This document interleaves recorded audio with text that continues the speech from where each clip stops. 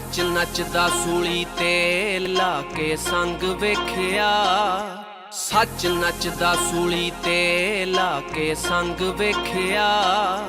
सुनो दुनिया दा केड़ा केड़ा रंग वेखिया, सुनो दुनिया दा केड़ा केड़ा रंग वेखिया। सच नचदा सूली तो ला के संग वेख्या, सच नचदा सूली तो ला के संग वेख्या। सुनो दुनिया दा जेड़ा जेड़ा रंग वेख्या, सुनो दुनिया दा जेड़ा जेड़ा रंग वेख्या। सत श्री अकाल, तुसी वेख रहे हो डीडी पंजाबी ते मैं रीना सुमन। सो हर वार की तरह एक बार फिर तो प्रोग्राम शब्द लोक के जरिए थोड़े रूबरू हाँ। तो जिमें तुसी जानते हो कि इस प्रोग्राम के जरिए असी उन्होंने ਵੱਖ-ਵੱਖ शख्सियतों नूं थोड़े रूबरू करते हैं जिन्हां ने ਸਾਹਿਤ के खेत्र दे विच एक अपना ਵੱਖਰਾ ही मुकाम हासिल किया है। जी हाँ, ਸਾਹਿਤ ਉਹ विधा है जिसनूं समझना हर एक इंसान के वस की गल नहीं। तो जदों असी ਸਾਹਿਤ की गल करते हैं तो ਸਾਹਿਤਕਾਰ ਵੱਲੋਂ अपने मन के वलवलिਆਂ नूं गीत कवितावां कहानी गज़ल के रूप में लिखा जाता है। तो उन्होंने शख्सियतों नूं तुहाडे रूबरू करते हैं इस प्रोग्राम के जरिए गलबात करते हैं उन्होंने पूरे ਸਾਹਿਤਕ सफ़र बारे। तो इस कड़ी के तहत अज भी एक अजिही खास शख्सियत साडे नाल जुड़ चुके हैं जो किसी भी जान पहचान के मुताज नहीं। सो मेरी मुराद साडे अज के मेहमान साडे नाल जुड़ चुके हैं एस अशोक पौरा जी। सो सत श्री अकाल सर, तुहाडा बहुत बहुत स्वागत साडे अज के इस शो दे विच। प्रोग्राम शब्द लोक वेख रहे सारे दर्शकों का मैं धन्नवाद करदा और ਸਾਹਿਤ ਦੇ एक रंग च कुछ नवे रंग उगेड़न का जिहड़ा अज मौका मिल रहा है, ये लिए मैं डीडी पंजाबी का भी तो उन्होंने सारी टीम का भी धन्नवाद करदा जी। वैसे तो सर गल की जाए थोड़े ਸਾਹਿਤਕ सफ़र की हुण तक थोड़े पिछोकड़ बारे गल की जाए तो मैनू लगता है भी दसन की जरूरत नहीं पैंदी जो तुसी अज दुनिया दे विच अपना एक नाम बनाया होया। पर फिर भी असी चाहुंदे हां कि साडे दर्शकों नूं अपने पूरे सफ़र के बारे एक पंछी झात जरूर पाओ। देखो मैं एक गल कहना होना कि वाहिगुरू जे थोड़ी आस्था है तो वाहिगुरू ने अपना काम जिहड़ा वो सही सलामत पूरा किया होया कि हर बंदे दे अंदर एक इंसान वसदा है जी तो एक कलाकार भी वसदा। जे तुसी चंगी क्वालिफिकेशन जां योग्यता नहीं हासिल कर सके तो कोई चंगा कलाकार हो सकता, कोई पेंटर हो सकता, कोई सिंगर हो सकता, कोई संगीतकार हो सकता, कोई चंगा कवि हो सकता जी। मैं गीतकारी तो बड़ा प्रभावित रहा तो मैनू ददार दा बुच्चियां पाउंदा रहिंदा नहीं मुंडा मुटियार दियां। जद मैं डोली चढ़ गई वेखी दे गल लग रोवेगा तो दीप टबाणा दा कित्थे कट्टेगा रात वे टुटिया तारिया। तो मैनू ये भी याद है कि जदों देवी लिखदा सीगा कि आखदी हुंदी सी कदी तेरे बिन जणा सानू मौत तुलवे, जिंद बट्टे मिले जे तू किते भी सानू ना ही महंगा मुलवे।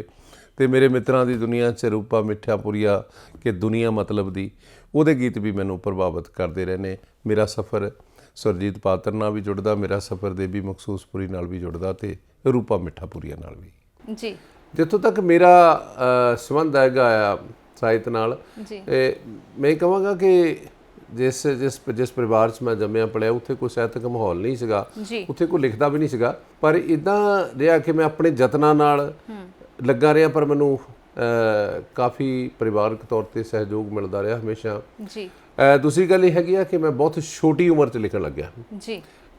मेरे ख्याल से 9वीं 10वीं पढ़दा होऊगा जो लिखण नहीं लग गया, मैं अखबारां च छपण लग गया। तो हौली हौली मैं पहला कहानियां लिखणियां चाहुंदा सी, फिर मैं गीतकार बनना चाहुंदा सी, फिर मैनू इदां लगदा सी कि मैं बहुत वड्डा जर्नलिस्ट बना, फिर मैनू विच विचाले इदां लग्गिया कि मैं चंगे व्यंग लिख सकदा, ते फिर मैनू इदां भी लग्गिया कि मैं चंगा पेशकार भी बन सकदा, मेले भी लाउंदे रहे। सो इन्हां ਵੱਖ-ਵੱਖ रंगां चों लंघदियां मेरा सफ़र तय हुंदा रहा। पर मैं इन्ना जरूर कहांगा कि इस 45 सालों के वक्त विच मैं कभी सुस्त नहीं होया भी कोई जिदा एक बारी दड़ वट ली जां होर इदां दा कुछ नहीं होया।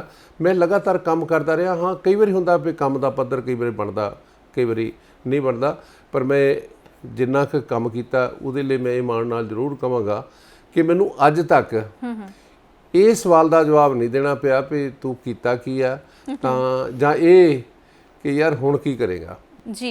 पौरा साहब, जिस तरह तुसी शुरुआत विच जिक्र किया कि तुसी 9वीं 10वीं क्लास दे विच सी जदों तुहाडा जिहड़ा झुकाव साहित वल हो गया सी, तुसी लिखना शुरू कर दिता सी।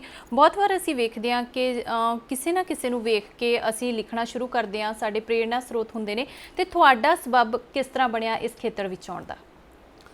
ਦੇਖੋ, ਮੈਂ ਜਦੋਂ ਕਹਾਣੀਕਾਰ ਬਣਨਾ ਚਾਹੁੰਦਾ ਸੀ ਉਦੋਂ ਮੈਂ ਚਾਹੁੰਦਾ ਸੀਗਾ ਕਿ ਮੈਂ ਕੁਲਵੰਤ ਸਿੰਘ ਵਿਰਕ ਵਾਂਗੂ, ਕਿਉਂਕਿ ਜਦੋਂ ਅਸੀਂ ਪੜ੍ਹਦੇ ਸੀਗੇ ਸਿਲੇਬਸ ਵਿੱਚ ਤੇ ਇੱਕ ਇਤਫਾਕ ਇਹ ਸੀ ਕਿ ਗਿਆਨੀ ਸੋਹਣ ਸਿੰਘ ਸੀਤਲ ਹੋਰਾਂ ਦੀ ਮੈਨੂੰ ਸੰਗਤ ਕਰਨ ਦਾ ਕਾਫੀ ਮੌਕਾ ਮਿਲਿਆ।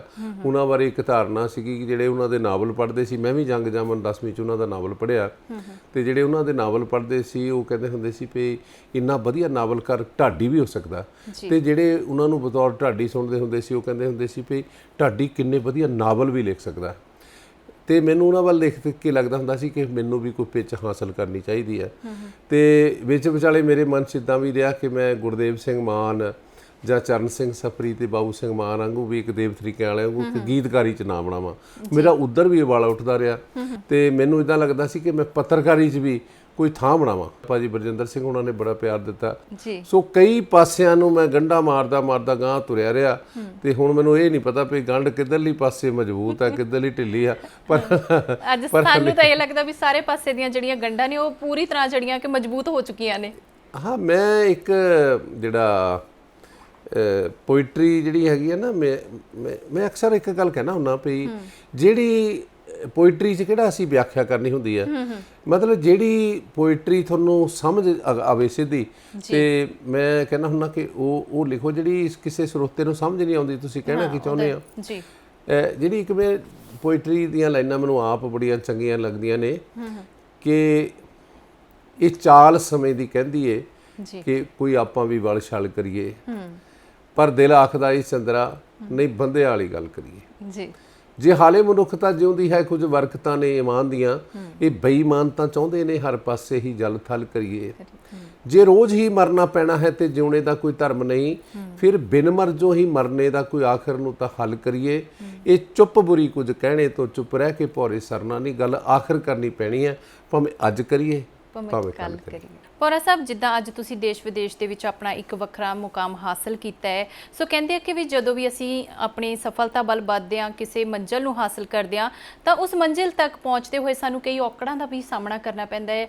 ਕਿ ਤੁਹਾਡੇ ਸਫ਼ਰ ਦੇ ਦੌਰਾਨ ਵੀ ਤੁਹਾਨੂੰ ਅਜਿਹੀਆਂ ਔਕੜਾਂ ਦਾ ਸਾਹਮਣਾ ਕਰਨਾ ਪਿਆ? ਦੇਖੋ, ਕਈ ਆ, ਇੱਕ ਤੇ ਗਰੀਬੀ ਦੀ ਮਾਰ ਪੈਂਦੀ ਆ ਜੀ। ਪਹਿਲੇ ਤਾਂ ਜਿਹਨੂੰ ਇਹ ਮੈਂ ਕਿਹੜਾ ਕੁਛ ਲੁਕਾਉਣਾ ਹੈ ਨਾ ਵੀ ਅਸੀਂ ਗਰੀਬ ਪਰਿਵਾਰਾਂ 'ਚ ਉੱਠ ਕੇ ਵੱਡੇ ਹੋਏ ਆ ਤੇ ਜ਼ਿੰਦਗੀ 'ਚ ਹਰ ਕੰਮ 'ਚ ਔਕੜਾਂ ਨੇ ਜੀ, ਇਕੱਲੇ ਇਸੇ ਖੇਤਰ 'ਚ ਨਹੀਂ ਹੈਗਾ।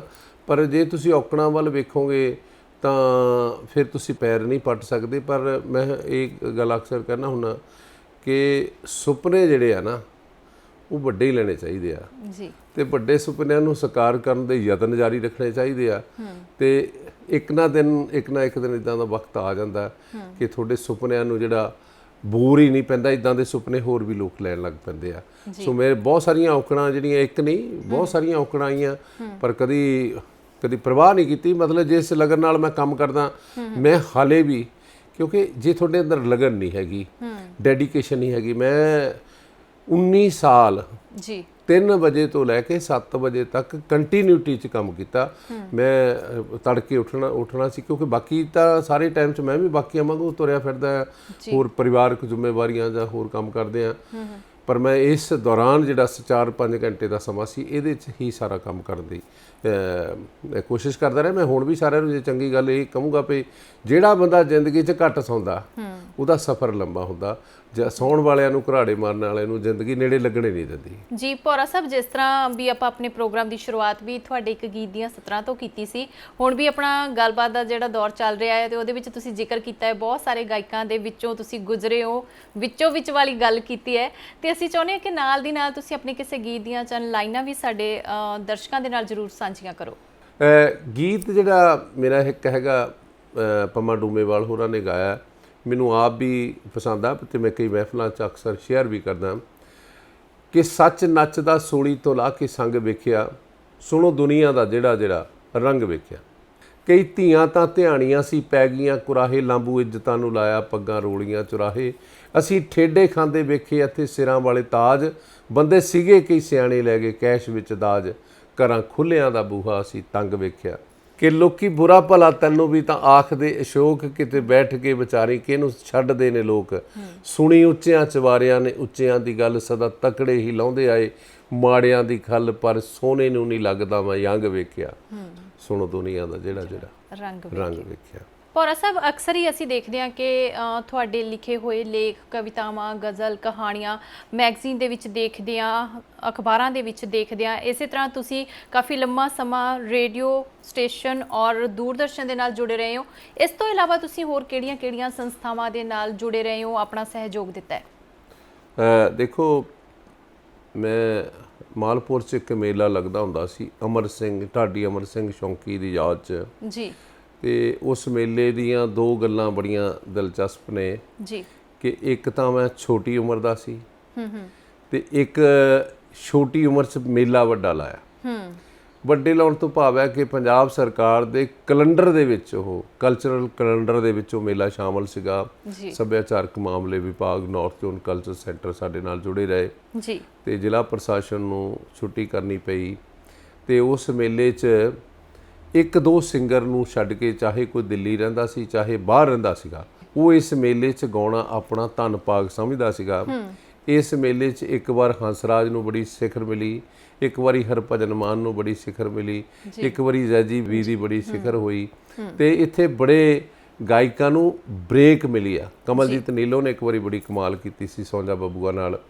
ਤੇ ਸਭ ਤੋਂ ਦਿਲਚਸਪ ਗੱਲ ਇਹ ਸੀਗੀ ਕਿ ਭਾਵੇਂ ਹੁਣ ਮੇਲਾ ਨਹੀਂ ਵੀ ਲੱਗਦਾ ਪਰ ਉਸ ਮੇਲੇ ਦਾ ਜ਼ਿਕਰ ਹੁੰਦਾ ਰਹੇਗਾ ਤੇ ਜਦੋਂ ਵੀ ਪੰਜਾਬ ਦੇ ਸੱਭਿਆਚਾਰਕ ਪੰਨਿਆਂ ਦੀ ਫਰੋਲਾ ਫਰਾਲੀ ਹੋਵੇਗੀ, ਕਿਉਂਕਿ ਜੋ ਕੁਝ ਉਸ ਮੇਲੇ 'ਚ ਪੇਸ਼ ਹੋ ਗਿਆ ਜੀ, ਜਾਂ ਪੰਜਾਬ ਦੇ ਹਰ ਜਿਹੜੀ ਰੰਗ 'ਚ ਉਹ ਮੇਲਾ ਰੰਗਿਆ ਸੀਗਾ, ਚਾਹੇ ਉਹ ਮਤਲਬ ਡਾਂਸ ਸੀਗੇ, ਚਾਹੇ ਲੋਕ ਨ੍ਰਿਤ ਸੀਗੇ, ਉਹ ਸਾਰਾ ਕੁਝ ਜਿਹੜਾ ਉਸ ਮੇਲੇ ਨਾਲ ਜੁੜਿਆ ਹੋਇਆ ਜੀ। ਜੇ ਤੁਹਾਡੇ ਸਾਹਿਤਿਕ ਖੇਤਰ ਦੀ ਗੱਲ ਕੀਤੀ ਜਾਵੇ ਤਾਂ ਤੁਹਾਨੂੰ ਅਸੀਂ ਆਲਰਾਊਂਡਰ ਕਹਿ ਸਕਦੇ ਹੋ। ਵੱਖ-ਵੱਖ ਜੇ ਸਾਹਿਤ ਨੂੰ ਲੈ ਕੇ ਵਿਧਾਵਾਂ ਦੀ ਗੱਲ ਕੀਤੀ ਜਾਵੇ, ਗਜ਼ਲ, ਕਹਾਣੀ, ਕਵਿਤਾਵਾਂ, ਤੁਸੀਂ ਹਰ ਖੇਤਰ ਦੇ ਵਿੱਚ ਸੰਪੂਰਨ ਉਹ ਲਿਖਿਆ ਹੈ। ਤੇ ਹੁਣ ਤੱਕ ਕਿੰਨੀਆਂ ਕੁ ਕਿਤਾਬਾਂ ਨੇ, ਪੁਸਤਕਾਂ ਜਿਹੜੀਆਂ ਤੁਸੀਂ ਲੋਕ ਅਰਪਣ ਕਰ ਚੁੱਕੇ ਹੋ? ਇੱਕ ਨਾ ਨਿਦਾ ਫਾਜ਼ਲੀ ਉਰਦੂ ਦੇ ਬੜੇ ਅੱਛੇ ਸ਼ਾਇਰ ਸੀਗੇ ਜੀ, ਉਹਨਾਂ ਨੇ ਲਿਖਿਆ ਵੀ घर से तो दूर है मस्जिद का रास्ता, चलो किसी रोते हुए बच्चे को हंसाया जाए। कि ਉਹਨਾਂ ਕੋ ਅਕਸਰ ਰੋਜ਼ ਮਸਜਿਦ ਜਾਂਦੇ ਸੀ, ਫਿਰ ਬੁੱਢੇ ਹੋ ਗਏ, ਸਰੀਰ ਹਫ ਗਿਆ, ਫਿਰ ਜਾ ਨਹੀਂ ਹੁੰਦਾ ਸੀ। ਉਹਨਾਂ ਨੇ ਕਿਸੇ ਨੇ ਪੁੱਛਿਆ ਵੀ ਹੁਣ ਕਿੱਦਾਂ ਚੱਲਦਾ, ਉਹ ਕਹਿੰਦਾ ਕਿਸੇ ਰੋਂਦੇ ਬੱਚੇ ਨੂੰ ਹਸਾ ਲਿਆ, ਉਹ ਵੀ ਇੱਕ ਇਬਾਦਤ ਹੈ ਜੀ। ਬਿਲਕੁਲ, ਜਿਹੜੀਆਂ ਮੇਰੀਆਂ ਕਿਤਾਬਾਂ ਦੀ ਗੱਲ ਹੈਗੀ ਆ, ਮੈਂ ਇਹਨੂੰ ਇਬਾਦਤ ਵਾਂਗ ਲੈ ਕੇ ਆਇਆ। ਪਰ ਮੈਂ, ਤੁਸੀਂ ਸ਼ਾਇਦ ਇਹ ਸਵਾਲ ਕਰੋ ਜਾਂ ਨਾ ਕਰੋ, ਪਰ ਮੈਂ ਇਹ ਗੱਲ ਕਹਿਣੀ ਜ਼ਰੂਰ ਚਾਹੁੰਦਾ ਕਿ ਚਾਹੇ ਮੈਂ 22-23 ਕਿਤਾਬਾਂ ਲਿਖੀਆਂ, ਚਾਹੇ ਮੇਰੀ ਕਿਤਾਬ ਗੱਲੀ ਬਾਤੀ, ਚਾਹੇ ਡੂਡ ਕਿਲਾ, ਚਾਹੇ ਨੈਣ ਨਕਸ਼ਾ, ਚਾਹੇ ਮੇਰੇ ਸਮਿਆਂ ਦੀ ਗੀਤਕਾਰੀ ਆ, ਮੇਰੇ ਸਮਿਆਂ ਦੀ ਗਾਇਕੀ ਆ, ਚਾਹੇ ਖੁੱਲੇ ਬੂਹੇ ਬੰਦ ਬਾਰੀਆਂ, ਚਾਹੇ ਜਿਹੜੀ ਗੱਲ ਬਣੀ ਕਿ ਨਹੀਂ ਹੈ, ਚਾਹੇ ਅਗਨਬਾਣ ਹੈ, ਚਾਹੇ ਭੌਰੇ ਦੀਆਂ ਗੁੱਝੀਆਂ ਰਮਜਾਂ ਆ, ਚਾਹੇ ਪੰਜਾਬ ਦੇ ਢਾਡੀ ਆ, ਚਾਹੇ ਵਕਤ ਦੇ ਨਾਲ ਹੈ, ਤੇ ਚਾਹੇ ਪੰਜਾਬੀ ਸੰਗੀਤ ਦੇ ਉਦਾਸ ਨਗਮੇ ਆ ਜੀ। ਤੇ ਜਿਹੜੀ ਵੀ ਤੁਸੀਂ ਕਿਤਾਬ ਖੋਲੋਗੇ, ਜਿਹੜਾ ਪੜ੍ਹਨ ਵਾਲਾ ਪਾਠਕ ਹੈ, ਉਹ ਇਹ ਗਿਲਾ ਨਹੀਂ ਕਰਕੇ ਜਾਏਗਾ ਕਿ ਮੈਨੂੰ ਕਿਸੇ ਸ਼ਬਦ ਦੀ ਸਮਝ ਨਹੀਂ ਲੱਗੀ। ਮਤਲਬ ਮੈਂ ਅਕਸਰ ਕਹਿੰਦਾ ਹੁੰਦਾ ਕਿ ਕਈ ਲੇਖਕ, ਕਈ ਸ਼ਾਇਰ ਗਿਲਾ ਕਰਦੇ ਨੇ ਕਿ ਸਾਨੂੰ ਪੜ੍ਹਦੇ ਨਹੀਂ, ਸਾਨੂੰ ਸੁਣਦੇ ਨਹੀਂ। ਜਿਹੜਾ ਸਾਹਿਤ ਲੋਕਾਂ ਦੀ ਸਮਝ ਦੇ ਸਾਣ ਦਾ ਲਿਖਿਆ ਜਾਂਦਾ ਹੈ ਜੀ, ਬਿਲਕੁਲ, ਉਹ ਸਾਹਿਤ ਜਿਹੜਾ ਆ ਉਹ ਪਾਠਕਾਂ ਨੂੰ ਤੁਹਾਡੇ ਨੇੜੇ ਲਿਆਏਗਾ। ਤੇ ਜਿਹਦੇ ਵਿੱਚ ਲੇਖਕ ਕੁਝ ਪਾਠਕਾਂ ਨੂੰ ਦੇਣ ਦੀ ਬਜਾਏ ਇਹ ਕਰਨ ਲੱਗਾ ਹੋਇਆ ਕਿ ਮੈਂ ਬਹੁਤ ਵੱਡਾ ਵਿਦਵਾਨ ਹੈ ਤੇ ਮੇਰੀ ਵਿਦਵਤਾ ਇਹ ਆ, ਉਹ ਵਿਦਵਤਾ ਦਿਖਾਉਣ ਦੇ ਚੱਕਰ 'ਚ ਸ਼ਬਦਾਂ ਦਾ ਜਿਹੜਾ ਉਲਝਾਅ ਉਹਨੇ ਪਾਇਆ ਹੋਇਆ ਤੇ ਉਹਦੇ 'ਚ ਪਾਠਕਾਂ ਨੂੰ ਸਮਝ ਨਹੀਂ ਲੱਗਦੀ ਤੇ ਪਾਠਕ ਵਰਕਾ ਪਲਟ ਜਾਂਦਾ ਵੀ ਮੇਰੇ ਵੱਸ ਦੀ ਗੱਲ ਨਹੀਂ। ਸੋਹਣ ਸਿੰਘ ਸੀਤਲ ਦੀ ਵੇਖੀ ਮਾਣੀ ਦੁਨੀਆ, ਮੇਰੇ ਇਤਿਹਾਸਕ ਲੈਕਚਰ ਪੜ੍ਹ ਕੇ ਵੇਖੋ, ਨਾਨਕ ਸਿੰਘ ਹੋਰਾਂ ਨੂੰ ਪੜ੍ਹ ਕੇ ਵੇਖੋ, ਮੰਟੋ ਦੇ ਰੇਖਾ ਚਿੱਤਰ ਪੜ੍ਹ ਕੇ ਦੇਖੋ, ਬਲਵੰਤ ਗਾਰਗੀ ਨੂੰ ਪੜ੍ਹ ਕੇ ਵੇਖੋ, ਤੁਹਾਨੂੰ ਪਤਾ ਲੱਗੇਗਾ ਕਿ ਸਾਹਿਤ ਲਿਖਿਆ ਕਿਵੇਂ ਜਾਂਦਾ। ਜਿੰਨੇ ਸ਼ਾਇਰ ਹੁਣ ਤੱਕ ਜਿਹੜੇ ਲੋਕਾਂ ਦੇ ਹਾਣ ਦੇ ਜਿਨ੍ਹਾਂ ਨੇ ਪੋਇਟਰੀ ਲਿਖੀ ਹੈ ਉਹ ਸਾਰੇ ਪ੍ਰਵਾਨ ਨੇ।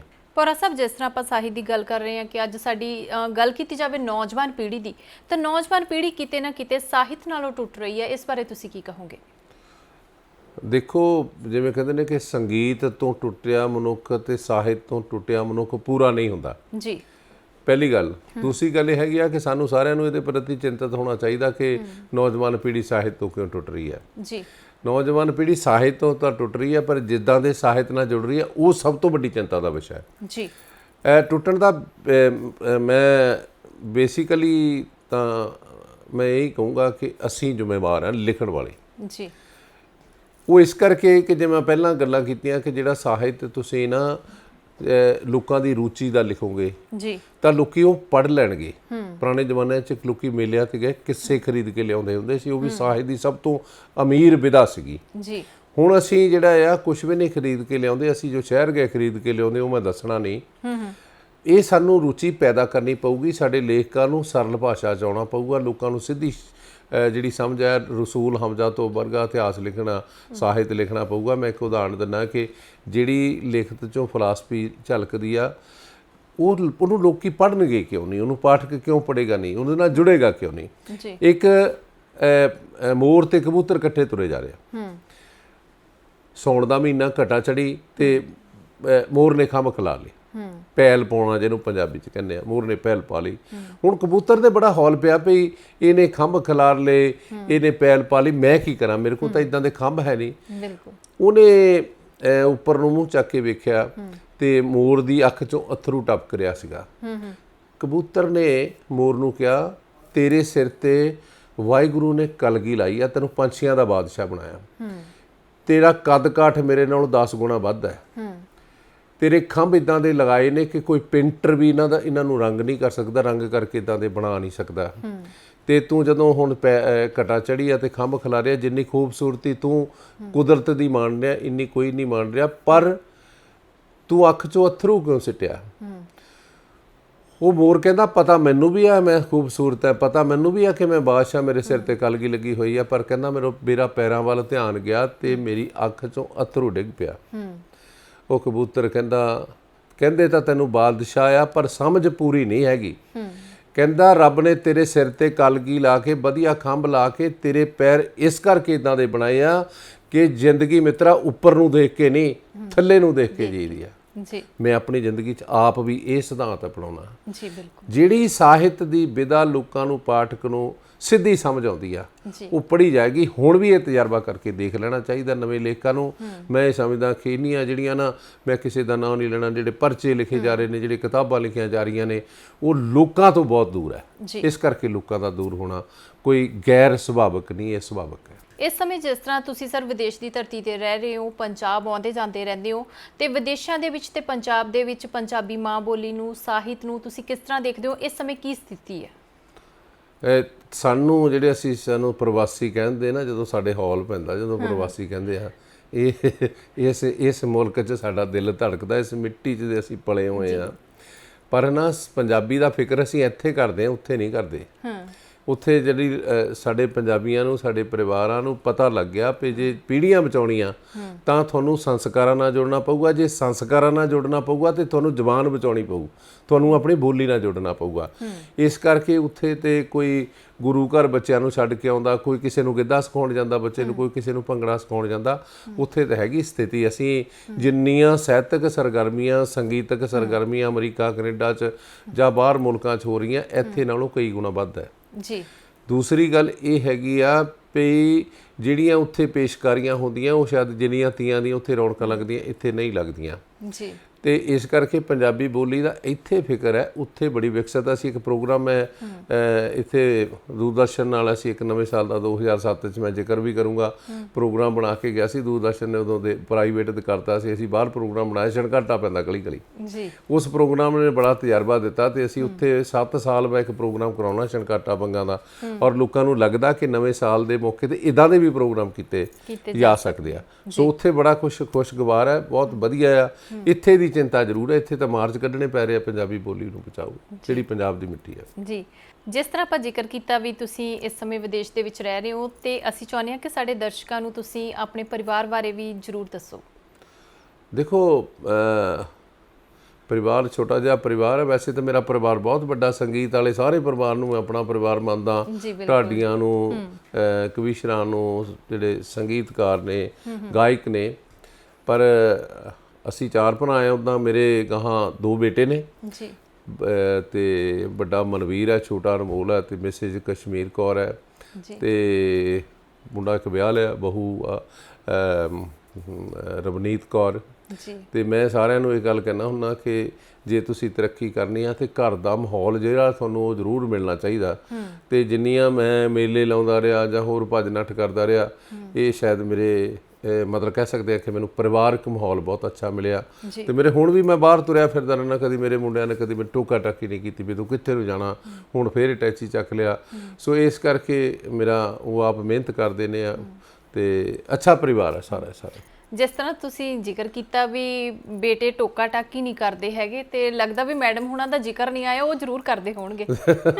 ਦੇਖੋ ਇਦਾਂ ਆ ਵੀ ਮੈਨੂੰ ਪਤਾ ਨਹੀਂ ਇਹ ਗੱਲ ਕਹਿਣੀ ਚਾਹੀਦੀ ਨੇ ਕਿ ਮੈਂ ਅਕਸਰ ਕਹਿੰਦਾ ਹੁੰਦਾ ਕਿ ਬੰਦਾ ਨਾ ਦੋ ਥਾਂ ਫੜ ਨਹੀਂ ਮਾਰਦਾ, ਇੱਕ ਘਰ ਵਾਲੀ ਦੇ ਸਾਹਮਣੇ ਤੇ ਇੱਕ ਮਾਂ ਦੇ ਸਾਹਮਣੇ, ਕਿਉਂਕਿ ਉਹਨਾਂ ਨੂੰ ਪਤਾ ਹੁੰਦਾ ਵੀ ਇਹ ਕੀ ਹੈ। ਇਸ ਕਰਕੇ ਇਹ ਤਾਂ ਜੋ ਕਹਿੰਦੇ ਨਾ ਵੀ ਚੱਲਦਾ ਹੋਣਾ ਮਾੜਾ ਮੋਟਾ, ਇਦਾਂ ਤਾਂ ਉਹਨੂੰ ਵੀ ਤਕਲੀਫ ਤਾਂ ਹੁੰਦੀ ਆ ਵੀ ਮੈਂ ਚਲੇ ਜਾਂਦਾ, ਫਿਰ ਕਿੰਨਾ ਚਿਰ ਆਉਂਦਾ ਨਹੀਂ। ਪਰ ਫਿਰ ਵੀ ਇਦਾਂ ਦਾ ਕੋਈ ਨਹੀਂ ਜਿੱਦਾਂ ਜਿਹਨੂੰ ਤਣਾਅ ਵਾਲੀ ਸਥਿਤੀ ਨਾ ਹੋਵੇ, ਪੂਰਾ ਸਹਿਯੋਗ ਮਾੜਾ ਮੋਟਾ ਤਾਂ ਇੰਨਾ ਫਿਰ ਚੰਗਾ ਵੀ ਨਹੀਂ ਲੱਗਦਾ ਜੇ ਮਾੜਾ ਮੋਟਾ ਵੀ ਨਾ ਹੁੰਦਾ ਹੋਵੇ ਨਾ।